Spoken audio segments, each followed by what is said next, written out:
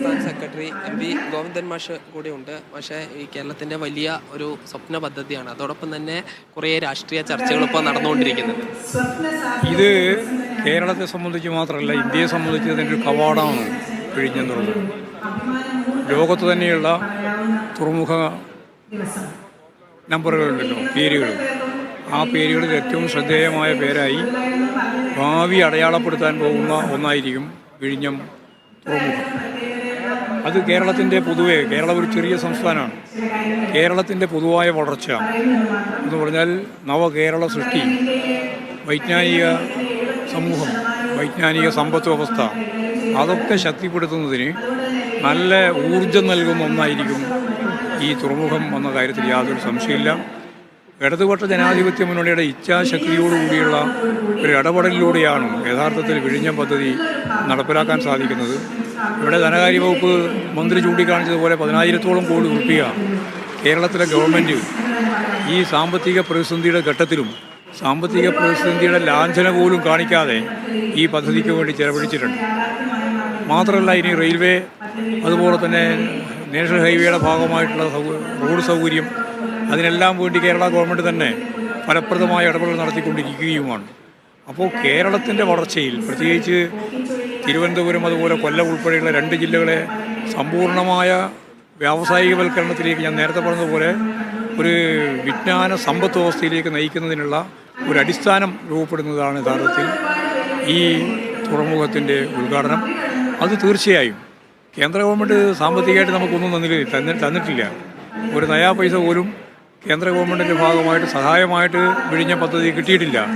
Kerala government തന്നെയാണ് നേരത്തെ പറഞ്ഞ 10,000-ലധികം കോടി രൂപ ചെലവഴിച്ചത്. അതേപോലെ തന്നെ UDF ഉൾപ്പെടെയുള്ളവർ ഇപ്പം ബഹിഷ്കരിച്ചിട്ടുണ്ട്. അവർക്ക് ബഹിഷ്കരിക്കാനേ സാധിക്കുള്ളൂ. കാരണം ഈ പദ്ധതി ഒരു ഇഞ്ച് മുന്നോട്ടേക്ക് കൊണ്ടുപോകാൻ പാടില്ല എന്ന് പറഞ്ഞിട്ട് സമരം നടത്തി, കലാപം നടത്തി, പോലീസ് സ്റ്റേഷൻ ആക്രമിച്ച് ഇവിടെ അവസാനിപ്പിക്കണം എന്ന് പറഞ്ഞവരാണ് UDF. ഇനി അവരെങ്ങനെയാണ് ഉദ്ഘാടനത്തിൻ്റെ ഭാഗമായിട്ട് വരിക? അവർക്ക് വരാൻ സാധിക്കില്ല. എന്തെങ്കിലും ഒരു കാര്യം കണ്ടുപിടിച്ചിട്ട് ഉദ്ഘാടനത്തിൽ നിന്ന് വിട്ടുനിൽക്കാനാണ് അവർ ശ്രമിക്കുന്നത്. പിന്നെ എല്ലാ വികസന പ്രവർത്തനത്തെയും അവർ എതിർക്കുകയാണ്. ഒന്നാമത്തെ ടേം ഗവൺമെൻറ് കഴിഞ്ഞ് രണ്ടാമത്തെ ടേം ഗവൺമെൻറ് അധികാരത്തിൽ വന്നപ്പോൾ അവർക്കൊരു കാര്യം മനസ്സിലായി, വികസനത്തിന് കേരളത്തിൽ വാക്കുണ്ട്, വോട്ടുണ്ട്. അപ്പോൾ ഒരു വികസനവും നടത്താൻ പാടില്ല എന്ന് ലോകത്ത് തീരുമാനിച്ച രാഷ്ട്രീയ തീരുമാനം എടുത്ത ഒറ്റ പ്രതിപക്ഷമേ ഉള്ളൂ. അത് കേരളത്തിലെ പ്രതിപക്ഷ പാർട്ടികളാണ്. അത് കോൺഗ്രസ് ആയാലും BJP ആയാലും.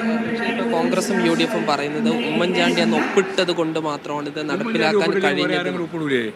അതിൻ്റെ ഞങ്ങൾ വിമർശനമുണ്ട്, അന്നുകൊണ്ട് ഇന്നുകൊണ്ട്. അത് സ്വകാര്യവൽക്കരണത്തിൻ്റെ ഒപ്പിടല. പറഞ്ഞ മനസ്സിലായില്ലേ? സ്വകാര്യവൽക്കരണം തന്നെയാണ് ഞങ്ങൾ ഉദ്ദേശിച്ചത്. സ്വകാര്യവൽക്കരണം തന്നെയാണ് ഉദ്ദേശിച്ചത്. അല്ലായിരുന്നുവെങ്കിൽ ഇപ്പോൾ നമുക്ക് എയർപോർട്ടിൻ്റെ അനുഭവം ഉണ്ടല്ലോ, കൊച്ചി നെടുമ്പാശ്ശേരി എയർപോർട്ടിൻ്റെ അനുഭവമില്ല. അതുപോലെ കേരളത്തിൽ കൈകാര്യം ചെയ്യാൻ പറ്റുമായിരുന്നു. അപ്പോൾ സ്വകാര്യവൽക്കരണത്തിന് വേണ്ടി നിന്ന് കൊടുത്തതാണ് ഉമ്മൻചാണ്ടി. അതുകൊണ്ട് ആ ഒപ്പിൻ്റെ മേലെയാണ് ഈ പദ്ധതി നടപ്പിലാക്കി എന്ന് പറയുന്നതിൽ യാതൊരു കാര്യമില്ല. ആ ഒപ്പ് ഉൾപ്പെടെയുള്ളതെല്ലാം ഗവൺമെൻറ് സംവിധാനത്തിൻ്റെ ഭാഗമാണ്. അതിനെ നിഷേധിക്കേണ്ട കാര്യമില്ല എന്നുള്ളതുകൊണ്ട് തുടർച്ചയായിട്ട് മുമ്പോട്ടേക്ക് പോയി.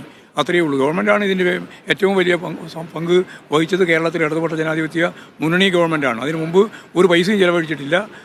തുടക്കമാണ് എങ്കിൽ പിന്നെ നായനാറെ പറ്റി പറയുന്നതായിരിക്കും നന്നാകുക. CPM സംസ്ഥാന സെക്രട്ടറിയുടെ പ്രതികരണം. എന്തായാലും ഈ വിവിധ മേഖലകളിലുള്ള ആളുകൾ ഇങ്ങോട്ട് എത്തിയിട്ടുണ്ട്. ഈ മന്ത്രിമാർ, MP-മാർ, MLA-മാർ, ഈ വ്യവസായ മേഖലയിലുള്ള ആളുകൾ, സൈനിക മേധാവിമാർ, സിനിമാ മേഖലയിലുള്ള ആളുകൾ തുടങ്ങി എല്ലാ മേഖലകളിലും കേരളത്തിൻ്റെ ഒരു പരിച്ഛേദം എന്ന രൂപത്തിലുള്ള ഒരു സദസ്സ് തന്നെയാണ് ഇവിടെ ഉള്ളത്. വിഴിഞ്ഞം രാജ്യത്തിന് സമർപ്പിക്കും. അല്പസമയത്തിനകം തന്നെ പ്രധാനമന്ത്രി അങ്ങോട്ടെത്തും. അദ്ദേഹം ഹെലിപാഡിൽ ഇറങ്ങിയിട്ടുണ്ട്.